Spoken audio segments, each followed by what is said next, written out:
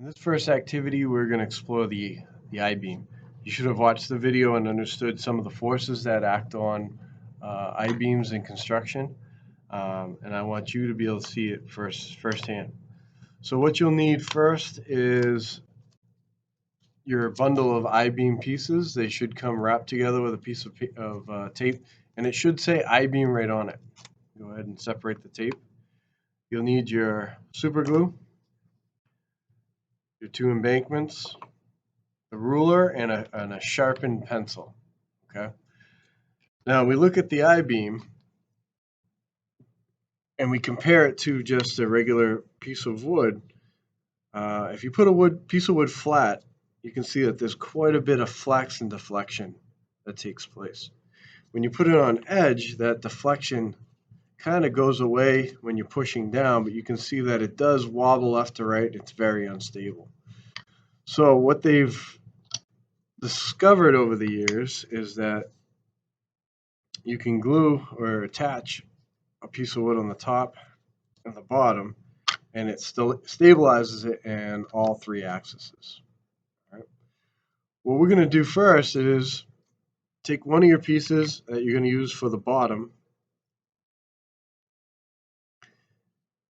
and put it flat across the embankment. Take your other piece and kind of hold it like an L. Hold it right up to the edge. I want you to take a measurement. Oh, I'm in centimeters. So your measurements might be different because the thicknesses of these beams might vary a little bit.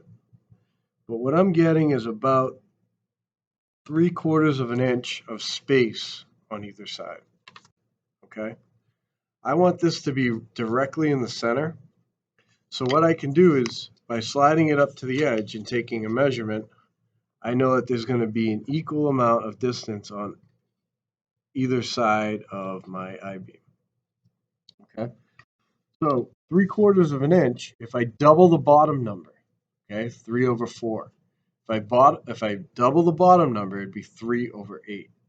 That would be one way of dividing a fraction in half.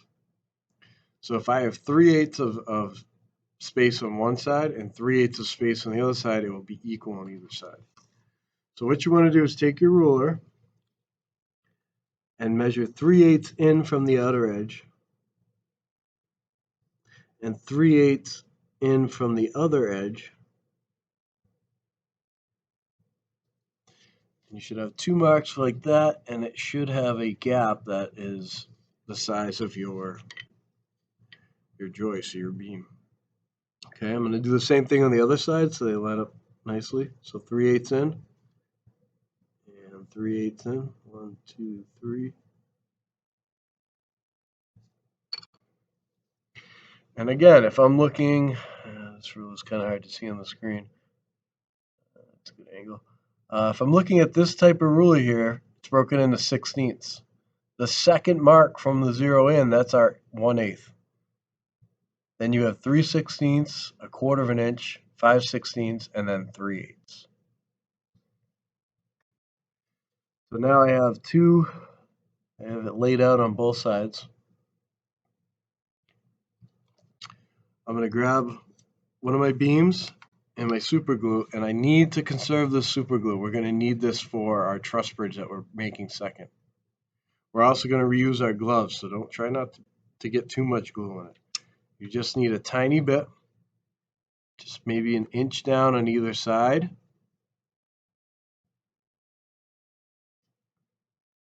Now I'm going to take this and I'm going to stick it right in the center.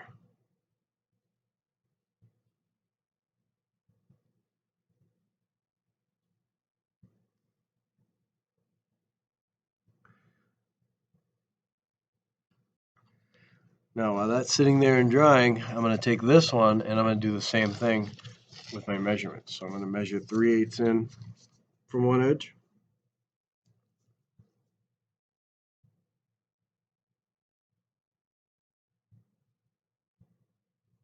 3/8 in from the other edge, and then I'll do the same thing with the other side.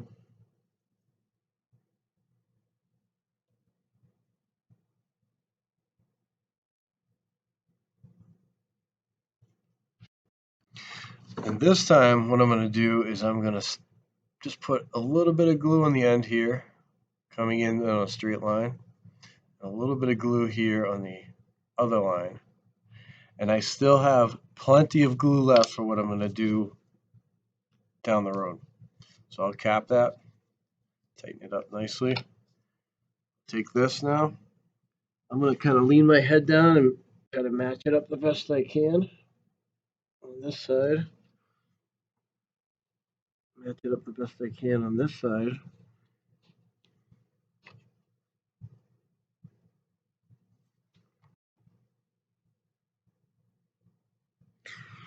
And I'm going to let it sit there for at least an hour. Tomorrow when you come to class, I would like to see your I-beam. And once it is dry, we can put some pressure on it and give it some tests. Okay. Remember to save your gloves. Don't throw them away unless you destroyed them. But that super glue will take the skin off, several layers of skin off of your fingers. So I'm going to save these gloves for next time. All right. I'll see you next.